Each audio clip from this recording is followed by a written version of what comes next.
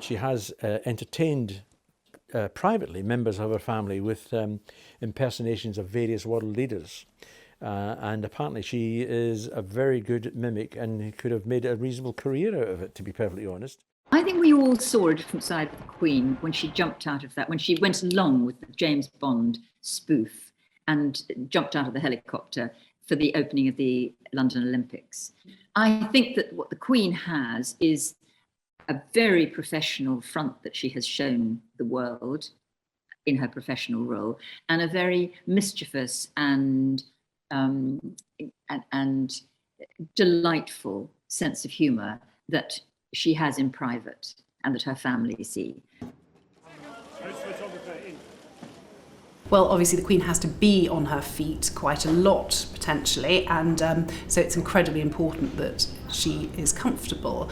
And I believe it is the case that she has her shoes, which are sort of patent and low-heeled, broken in for her by a member of staff before she ever wears them. So this member of staff, obviously with the same size feet, has to wear them on carpet for several days before the Queen puts them on, just to make sure they don't rub and give her blisters, which obviously could potentially be disastrous if she's on her feet. Almost everybody knows that the Queen has a great love of racing, but I think possibly people don't recognise that she has effectively all but raced herself, that it was a royal family tradition in the early years of the Queen's reign that during Ascot Week the royal family themselves would race before the racing began one morning.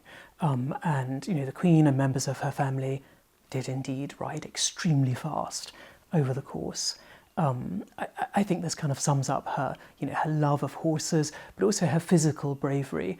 And I think somewhere there's a kind of poignancy, because in moving incredibly quickly on horseback among a group of family, trusted courtiers and close friends, there's a kind of freedom that obviously she didn't very often have. Estimate has done it! Estimate and Ryan Moore has won for Her Majesty the Queen!